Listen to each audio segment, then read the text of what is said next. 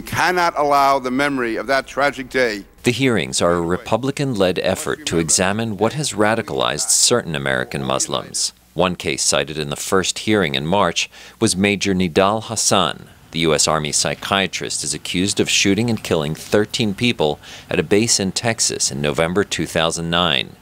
Critics say the hearings smear all American Muslims. This committee's approach to this particular subject, I believe, is contrary to the best of American values. But Dr. Zuhdi Jasser, an Arizona physician who testified in March, disagrees. I, as a Muslim, I need this conversation. If we're going to fix this cancer that's within the whole viable, wonderful, beautiful faith that I practice, we need to be able to talk about it. It's like trying to treat cancer without saying the word. Dr. Jasser is a former U.S. Navy officer who in the 1990s served as a staff physician for Congress.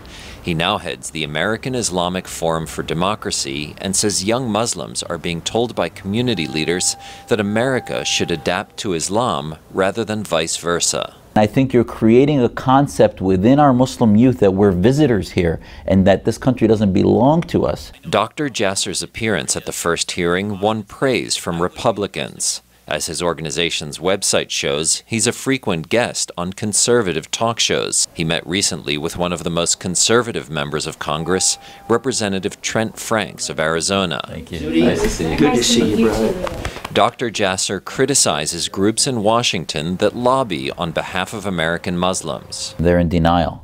They're in denial of the fact that simply the violent part, that we're in a battle against violent extremism, that as long as they're nonviolent, these groups are not a threat. Dr. Jasser ties the Council on American Islamic Relations, the Islamic Society of North America, and other organizations to fundamentalist groups in the Middle East.